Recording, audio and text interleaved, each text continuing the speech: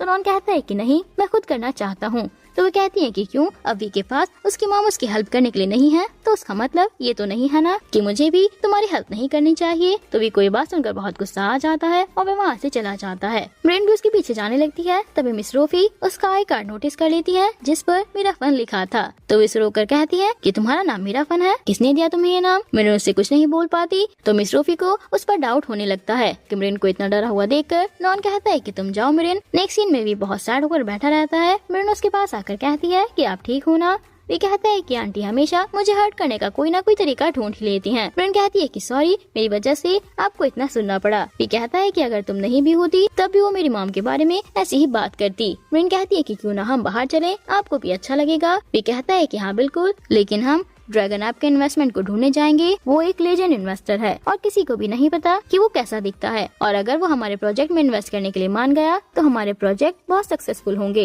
मैंने सुना है कि उन्हें नेचर बहुत पसंद है, तो मेरे साथ चलो। पर तभी वहाँ पर नॉन आ जाता है और कहता है कि तुम लोग कहाँ जा रहे हो। वे कहता है कि एक शांत प्लेस पर, ताकि तुमसे कम्पीट करने के लिए एक अच्छा प्लान बना सकूं। नॉन कहता है कि तुम कुछ भी करो, लेकिन सबकी नजर तुम पर ही है। एक बॉस और एक सेक्रेटरी को ऐसे एक दूसरे का हाथ नहीं पकड़ना चाहिए। तो वे कहते हैं कि तुम्हारी आवाज से ऐसा क्यों लग रहा है जैसे तुम अपसेट हो। तुम टेंशन मत लो, मैं तुम्हारे साथ अच्छे से कम्पीट करूंगा। तो शनॉन वी से हैंडशेक करके कहता है कि मैं भी अपना बेस्ट दूंगा। नेक्स्ट सीन में दोनों बिगनॉय को ढूंढने के लिए निकल जाते हैं। वे बताता है कि बिगनॉय को फोटोज लेना बिल्कुल नहीं पसंद और वो सोशल मीडिया भी यूज नहीं करती। वो एक बहुत ही सीरियस पर्सन है। तो मरीन कहती है कि हम उन्हें कैसे ढूंढेंगे। वे कहता है कि कुछ लोगों में से एक मैं भी हूँ, हमारा लक हमें गाइड करेगा। तभी पीछे से एक आदमी लोगों को इकट्ठा करने लगता है। कहता है कि जल्दी चलो, नोई गेम को करने वाला है। और नोई का नाम सुनकर वे भी उनके पीछे चला जाता है। नेक्स्ट सीन में हम दो आदमियों को चेस खेलते हुए देखते हैं। उसमें से एक आदमी के हाथ पर ड्रैगन का टैटू होता है और उसे लगता है कि शायद वही बिगनॉय है, और वो उनके पास जाकर बैठ जाता है। तो वो उससे कहते हैं कि तुम्हें मुझसे जो चाहिए, मेरे पास उसके लिए टाइम नहीं है।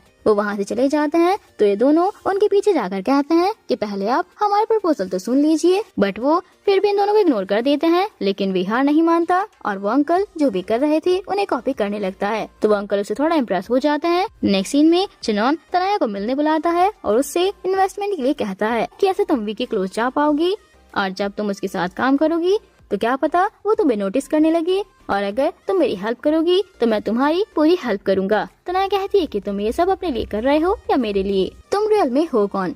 चनॉन जो अपने छोटे भाई से बहुत प्यार करता है, या फिर वो चनॉन जिसे सिर्फ अपना फायदा चाहे। चनॉन कहता है कि वो मेरा कजिन है, लेकिन इसका काम से कोई लेना देना नहीं है। मुझे जो भी अपने लिए चाहिए मैं वो करूंगा। एक दिन सबको पता चल जाएगा कि मैं वी से बेटर हो सकता हूँ। नेक्स्ट सीन में वी थक कर वापस जाता है। तभी पीछे से वो अंकल आकर कहते हैं कि तुमने बहुत अच्छा किया, बताओ तुम्हारी क्या डील है। बट मैं तुम्हें पहले ही बता दूं कि मैं हर कंपनी की इंश्योरेंस प्लान खरीद चुका हूँ। तो ये दोनों थोड़ा शॉक हो जाते हैं। वो अंकल कहते हैं कि तुम यहाँ पर इंश्योरेंस प्लान वी से नहीं आए थे। यहाँ इन्हें पता चलता है कि अंकल बिगनॉय नहीं है। इन दोनों की मेहनत वेस्ट हो गई। नेक्स्ट सीन में मरीन अपने फ्रेंड से बिगनॉय के बारे में पता करने के लिए कहती है। इधर भी बहुत ज्यादा इरिटेट होता है। मरीन वी से कहती है कि मैंने अपने फ्रेंड से पूछा है, बिगनॉय एक रियल पर्सन है, लेकिन वो पिछले 2 सालों से बहुत लो प्रोफाइल रह रहा है क्योंकि वो इन्वेस्टमेंट से बोर हो गए थे। तो क्यों ना हम दूसरा इन्वेस्टर ढूंढ लें। वी कहता है कि मुझे जो चाहिए वो चाहिए, और अगर मुझे मेरी पसंद का इन्वेस्टर नहीं मिला तो मुझे कोई और नहीं चाहिए। नेक्स्ट सीन में मिस रोफी एक आदमी को पैसे देकर कहती है कि मुझे वी की सेक्रेटरी के बारे में सारी इन्फॉर्मेशन चाहिए।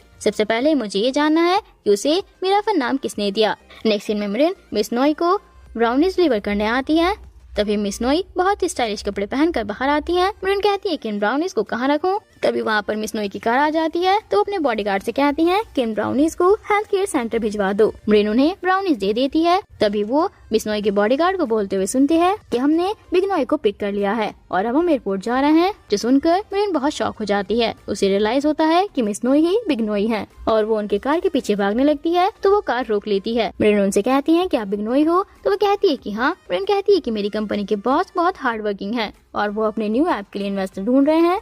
वो कहती है कि मेरा टाइम वेस्ट मत करो और वहाँ से चली जाती है। मरीन चिल्लाकर कहती है कि आंटी नोई वो ऐप हेल्थ के लिए है और उनके लिए जो अकेले रह रहे हैं और अपने हेल्थ का ध्यान रखना चाहते हैं। उस ऐप से आप calories, BP, sugar, heart rate सब कुछ कैलकुलेट कर सकती हो। वो बहुत अच्छा ऐप है। जो सुनकर मिस नोई रुक जाती है और उसे कहती है कि अपने बॉस से कह दो कि 2 दिन के अंदर मैं उसे 15 मिनट देने के लिए रेडी हूँ। जो सुनकर मरीन खुश हो जाती है। नेक्स्ट डे वो जाकर वी को बताती है। वो कहता है कि 2 दिन के अंदर अंदर आपको उनसे मिलना पड़ेगा। वी कहता है कि ठीक है, तो आज तुम्हें मेरे साथ सोना पड़ेगा। मरीन थोड़ा शर्मा कर कहती है कि कैसे से बातें कर रहे हो। तो वे कहते हैं कि ज्यादा मत सोचो, सारे काम करने के लिए हमारे पास बस 2 दिन है। अगर तुम मेरे साथ नहीं रहोगी तो काम खत्म कैसे होगा। अब जाओ, जाकर मेरे लिए हॉट चॉकलेट बनाओ। नेक्स्ट सीन में मेरिन हॉट चॉकलेट बनाते हुए कहती है कि मैं कितनी बेटर होती जा रही हूँ, मैं कितनी लकी हूँ। आंटी नोई ही बिग्नोई है और अब हमारी इन्वेस्टर बन जाएंगी। ये बात चनौन सुन लेता है और बिग्नोई के बारे में उसे भी पता चल जाता है।